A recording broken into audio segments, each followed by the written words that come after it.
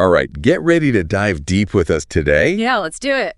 Into Gary Vaynerchuk's Crushing It. It's classic. It really is. And it's a book that I think continues to be relevant. Absolutely. Even though it was published back in 2018. Social media landscape changes so much. Yeah. But the core principles are still there. Yeah. And we're going to pull out some of those core principles and some of the most actionable insights and really try to apply them to today. Exactly. So you listening out there, if you're thinking about starting a business or building a brand, this is the episode for you. One of the most fascinating things about this book, I think, is that it's not just like the how-to, but it's the fundamental shift in how we view success. Yes. And especially, I think, for the younger generation. Exactly. Yeah. He talks about how kids these days don't necessarily look at doctors and lawyers as the end-all, be-all. Yeah. It's YouTubers and social media influencers. Yeah. Which, I have to admit, when I first read that, it was kind of like, wow, really? Yeah. That's the world we live in now. But it makes sense, right? Because if you think about the income that these top YouTubers and Instagrammers and whatever are making, it is like... It's life-changing money. Life-changing money. Generational wealth. Generational wealth, yeah. And he gives that example of Karina Garcia, who went from waitressing to building a slime empire on YouTube. I love that example. Oh, it's amazing. And was able to retire her parents. Yeah. I mean, how incredible is that? And that's what he's talking about. It's like, this is the best time in history to be alive, professionally speaking, because you have all these opportunities. So, okay, we see that the landscape of entrepreneurship has changed so drastically. Absolutely. So then how do we approach this new world? Right. And he seems to come back to this idea of intent a lot. Yeah. He makes this distinction between what he calls wantrepreneurs and then true entrepreneurs. Okay. And I think that's super important. What's the difference? So wantrepreneur, I think we've all met them. The people that are just chasing the money and fame. Got it.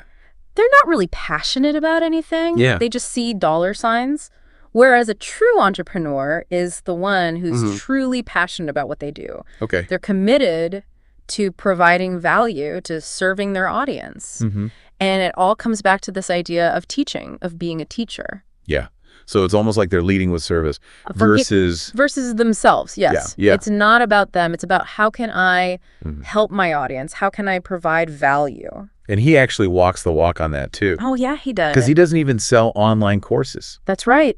I mean, he could make a killing through online courses. And he's like, nope, I'm giving away all this free information. Yeah, he wants to provide as much value as possible without asking for anything in return.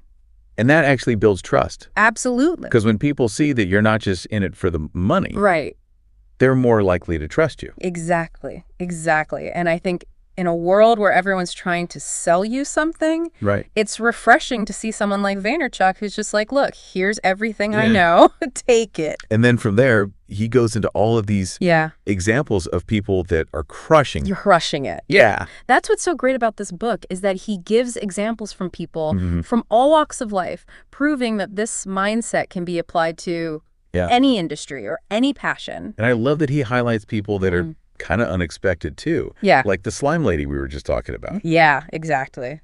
So let's talk about some of these people that he highlights. Okay.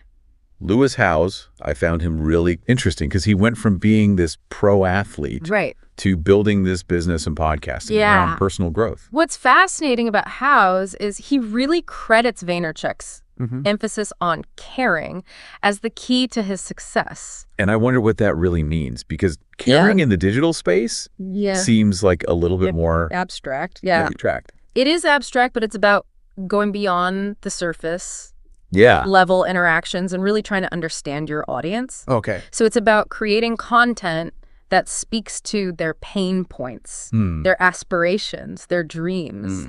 And that's what Howes has done so well. Okay, so he's all about caring. Yeah. Let's move on to Lauren Everts. Okay.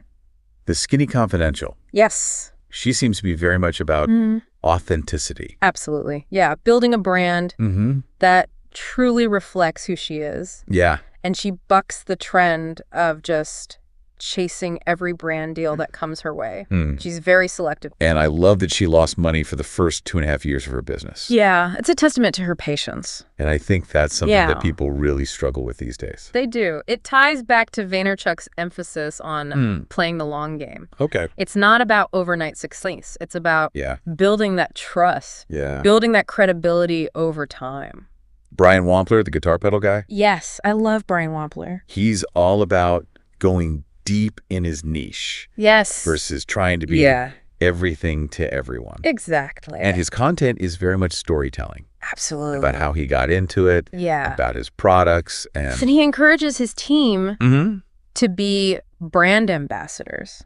I love that. It creates this sense of community and shared passion around his products. Yeah, so it's not just a company. It's a movement. It's a movement. Yeah. Let's talk about Alex Icon. Oh, okay. Foolies. Yes. The guy who writes handwritten letters. With every order. Who does that? He does. It's incredible. I know. It's just... Talk about going above and beyond for your customer. Yeah. That really stuck with me. Me too. Because it's so counter to how everything's automated now. Right. You know, it's like you get a package and it's just like a slip, you know. Like, thanks for your order. Yeah. But he actually takes the time to write a note. It's a human touch. Mimi G. Oh, Mimi G. What a story. She's a fashion designer and sewing blogger. And she created this digital magazine called Sew Def. Yeah, to showcase diverse representation in the sewing community. And she saw a need and she addressed it. Yeah. And she's done incredible work. Okay, so we've got all of these examples of people crushing it. Yes. So what are the essential elements? The common threads. Yeah, what are the common threads? Yeah, so Vaynerchuk, he lays out 4 key ingredients, I guess you could say. Okay. To success in the digital age. Patience, speed, documentation, and of course, authenticity. We've been talking a lot about authenticity. Right. So let's break those down. Yeah. Patience. Yeah. I mean, I think that one is... It's self-explanatory. Yeah. It takes time to build a sustainable brand. Yeah. You have to be willing to put in the work day after day. It's not a get-rich-quick scheme. No. Okay. No. But then you have speed. Yeah, it seems like a contradiction, right? How can you be patient? Right. And speedy. And fast, right. But it's about being adaptable and responsive to the digital landscape, which is always changing. So it's not necessarily about rushing the process. No. But being able to quickly adjust and adapt. Exactly. And then you have documentation. What's that all about? So documentation is all about capturing your journey, even the messy parts, the behind the scenes, the struggles. Yeah. The triumphs. Yeah. And it's about being real, not just presenting this perfect, polished facade. Right. And he encourages entrepreneurs to document their process, their learnings, their insights, even if it feels raw or imperfect. Yeah. He believes that this kind of authentic content is what connects with people. Yeah. And it takes the pressure off, right? Absolutely. Because you don't have to be perfect all the time. Perfect all the time. Right. Okay. Which is, you know, it's a relief. Right. Because no one's perfect. And he actually wishes that he had documented himself learning about wine in the early days. In the beginning, right? Because he's like, oh, I could have so much content. All those moments that he missed out on by not documenting the process. So patience, speed, documentation, and then, of course, authenticity. Authenticity. We've been talking about it a lot. Yeah. But why is it so crucial? I think, especially in the world of social media, where everyone's trying to project this perfectly curated image, authenticity is crucial because people crave genuine connections, right? Yeah. In a world of so much noise and fakery, people are drawn to those who are real. So it's kind of like that saying, just be yourself. Absolutely. Because everyone else is taken. Exactly. Yeah. And people can sniff out a phony from a mile away, and that just destroys trust. And if you're not being true to yourself, you're likely to attract the wrong audience. Okay. The people who aren't genuinely interested in what you have to offer. Okay, so authenticity, I think we've hammered that one home. Yeah, we've talked about that a lot. But then there are a lot of fears. Oh, yeah. That hold people back. Absolutely. Yeah. Putting themselves out. Putting themselves out there. Yeah. Being authentic and, you know, going for it. Taking the leap. What does he say about overcoming those fears? So he really dives into this. I think it's really powerful the way he addresses it.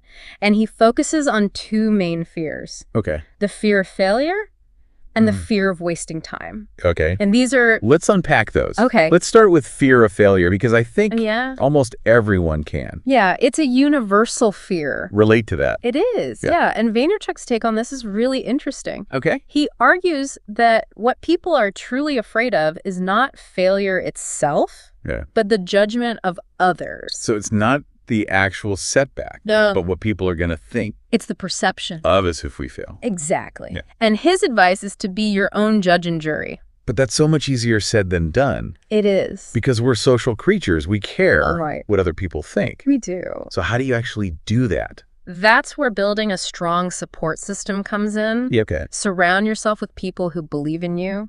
Who encourage you and who can offer constructive feedback. Without tearing you down. Okay.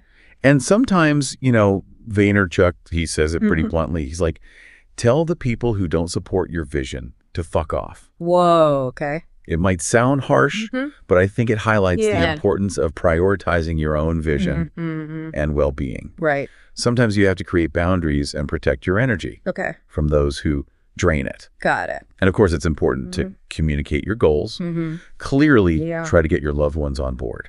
But ultimately, you have to choose what's best for you. Okay, so be your own judge, build that supportive community, and sometimes just draw a line in the sand.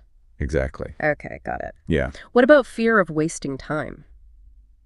So this is a big one, especially for people who are already established in a career. It's that, what if I'm making a huge mistake by leaving a stable job? Exactly. Right.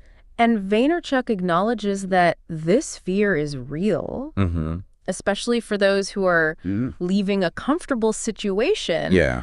But he encourages people to consider the opportunity cost of inaction. I love that. What are you missing out on by staying stuck? Right. What are the potential rewards of taking a leap of faith? So are you settling for a life of what ifs? Exactly. Or are you going to go for it? And, especially if you're younger, you have more time to recover. If things don't work out, you can always go back to the practical world, quote unquote, if you need to. So there is a safety net. There is. Yeah. So he's like, what do you have to lose? And he also says, it's not wasting time. Right. It's gaining experience. It's all valuable experience. Okay. So we've laid this groundwork, passion, authenticity, patience, speed, documentation, and facing our fears. Yes. So now let's get into the nitty-gritty. Let's do it. About the different platforms, because he goes into great detail about how to approach each platform. Exactly. And that's what I love, is that he doesn't just talk about these concepts. Right. He gives you the specific tactics and strategies. Okay. So are you ready to unpack that? Let's do it. All right, let's do it. Okay. So picking up where we left off. Yeah. Let's dive into some of those platform-specific strategies that Vaynerchuk outlines in Crushing It. Yeah, because it's so interesting, because I remember when I first started dabbling in social media, it was kind of like, okay, create a piece of content and then blast it out. Right. One size fits all. Every platform. Yeah. But he's very much like, no, you got to approach each platform differently. Each platform has its own nuances, its own strengths. Yeah. And so you really have to tailor your approach to maximize your impact on each one. Let's start with Snapchat. Yeah, okay. Because this is one where I was like, wait, Snapchat? Yeah. For business. I know, he was really into Snapchat. And he was so passionate about it. Yeah. Yeah. I mean, back then, I was kind of like, isn't that just for teenagers? Right. Like sending selfies?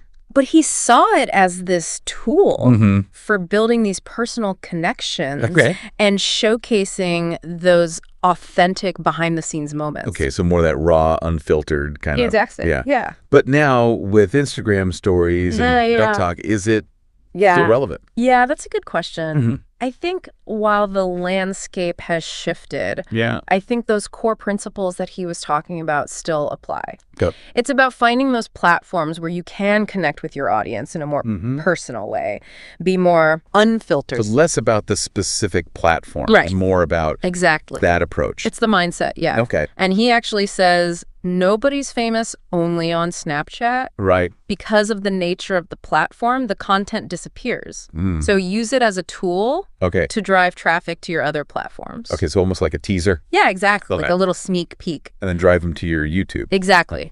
And he gives that example of Sean McBride, Sean Duras, who built a very successful career by really treating Snapchat like a business. Okay, so even if it's not the hot platform anymore, there are still those lessons to be learned. Absolutely. Okay. It's about strategy. It's about adaptability. Okay, so let's move on to a platform that he's obsessed with, YouTube.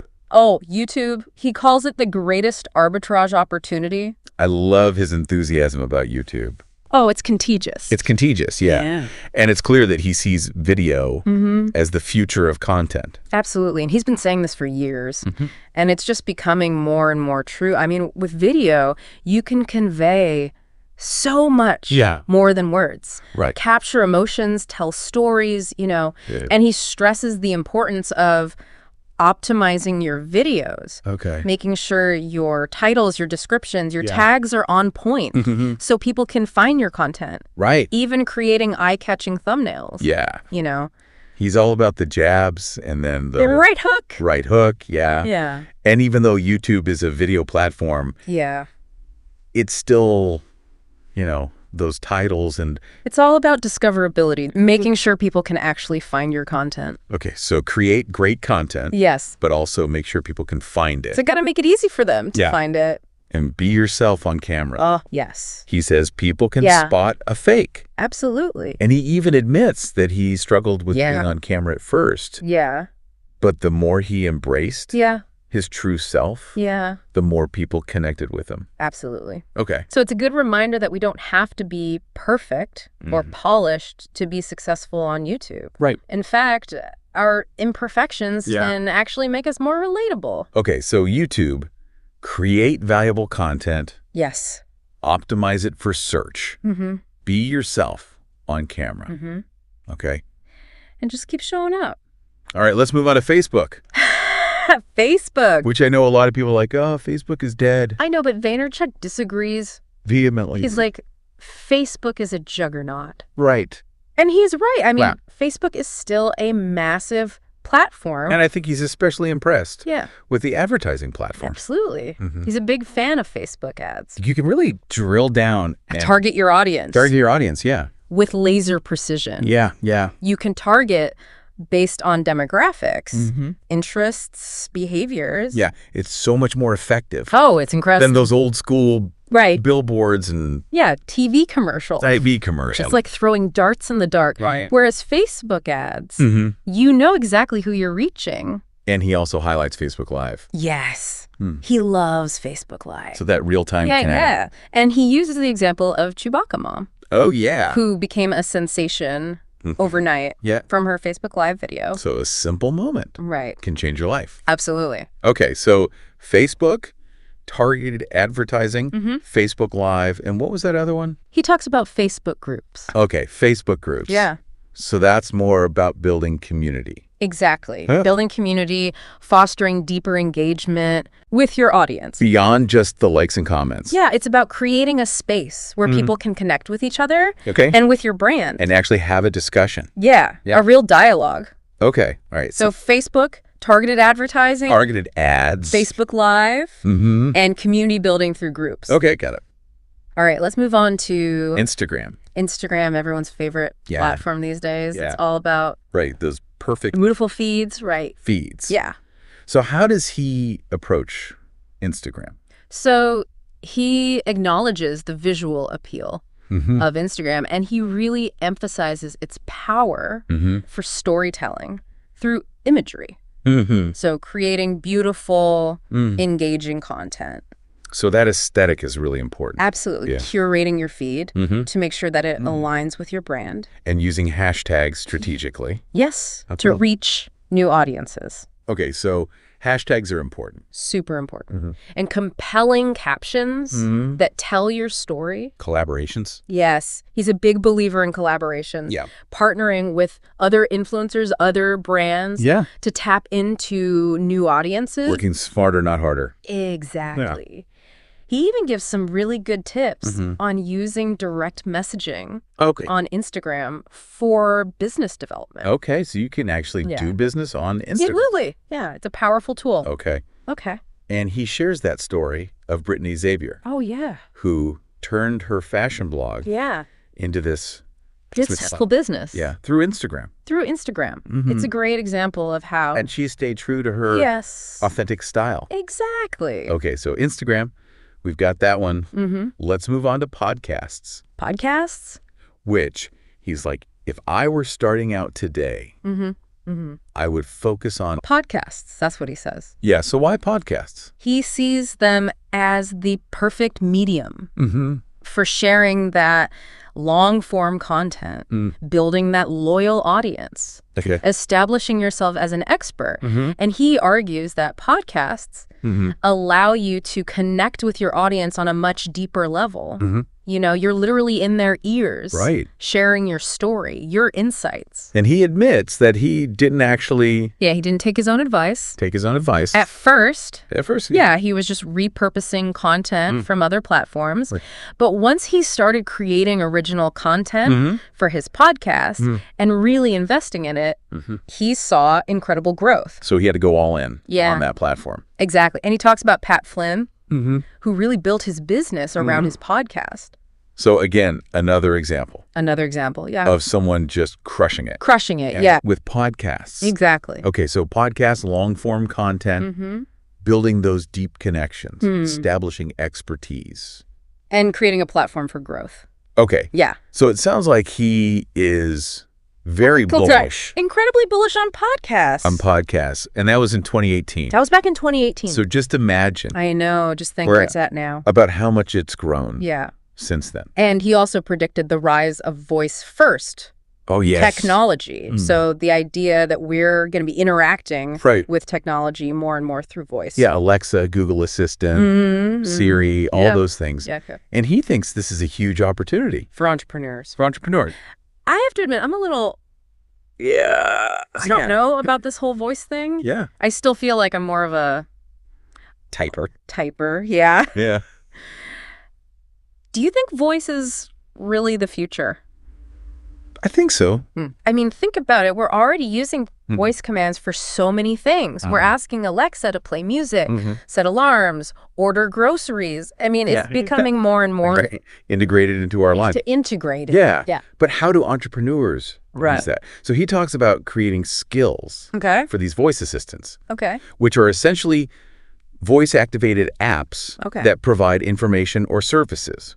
So instead of searching Google... Exactly. You could just... Ask your voice assistant. Yeah. Okay, give me an example. Okay, so let's say you're a landscaper. You could create a skill that provides daily gardening tips.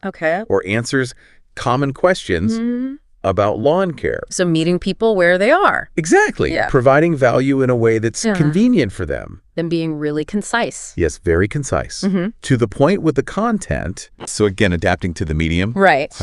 And Vaynerchuk, he sees voice as the next frontier in digital marketing. And he urges entrepreneurs to really embrace this shift, experiment, innovate, find those creative ways to use it. So we've covered... I know, we've talked about a lot. Snapchat podcasts, voice assistants. So what are those overarching themes that tie all of this together? I think the biggest takeaway is that success in the digital age is not about mastering any one platform or tactic.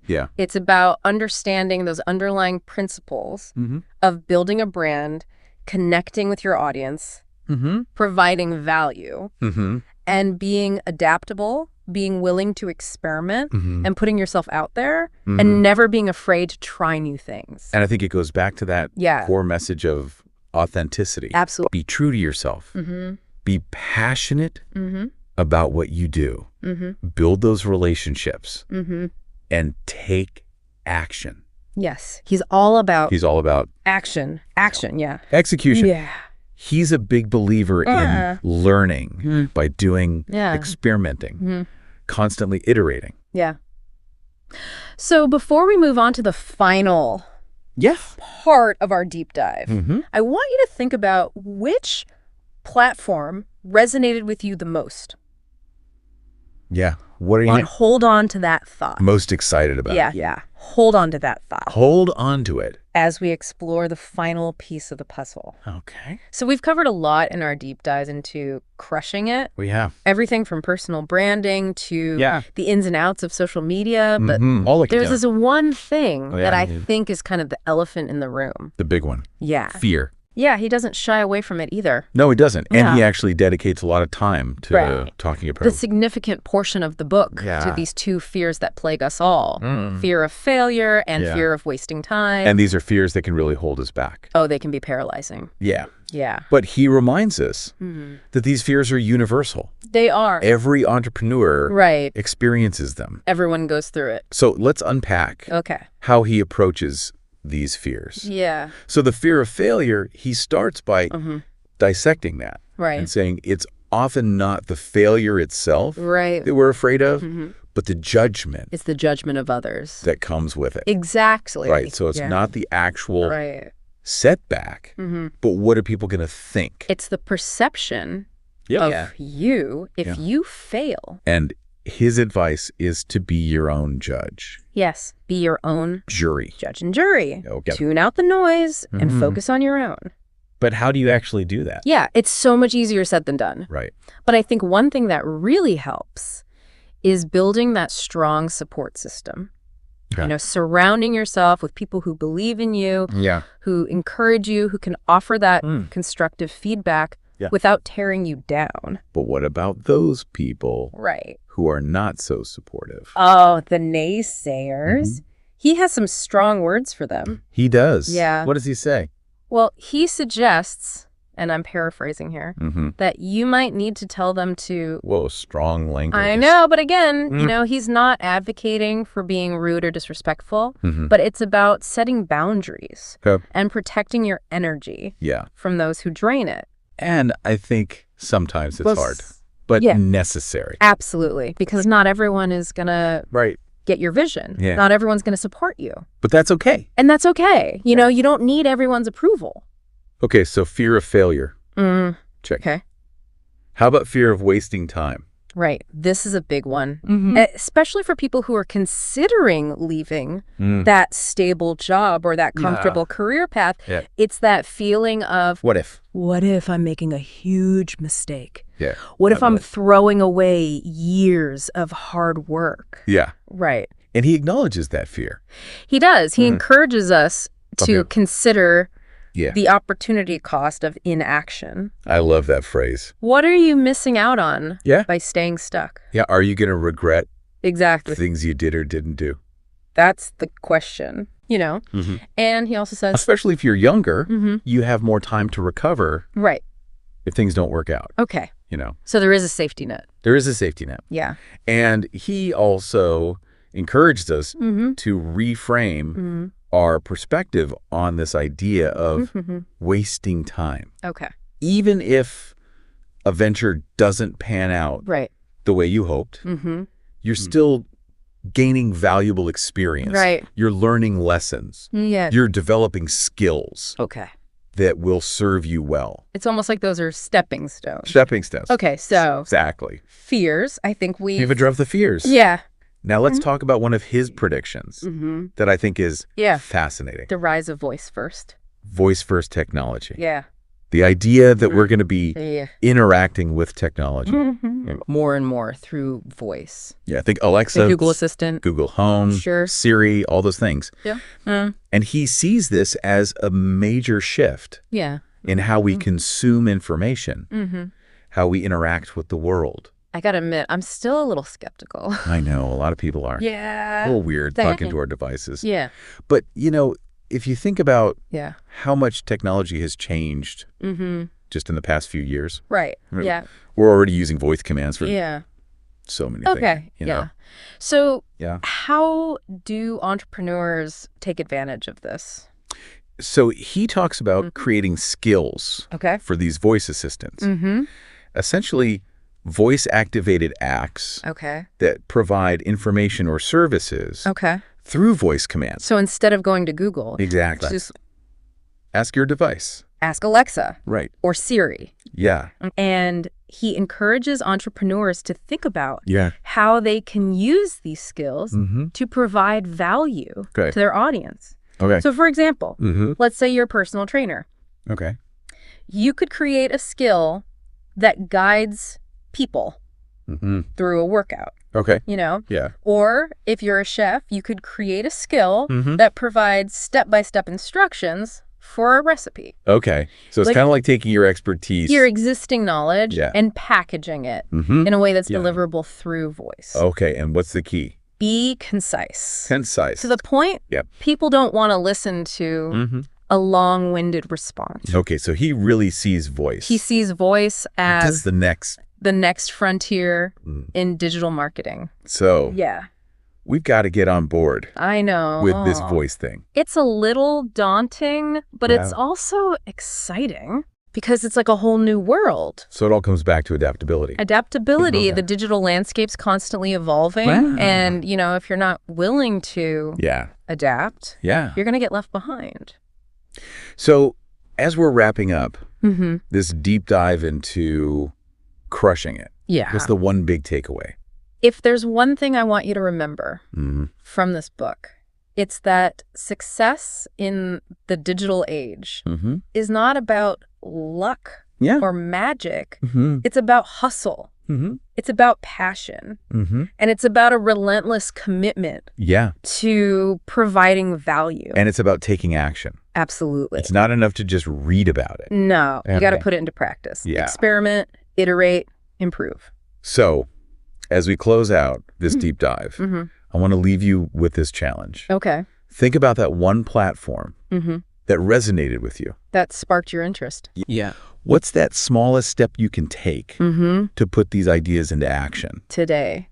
What's the one thing you can do today? What can you do to move closer to your goals? That's the question. Don't let fear hold you back. Thanks for joining us on this deep dive into... thanks for listening. Crushing it. We hope you enjoyed it. Until next time. Out there. Keep crushing it. Crushing it.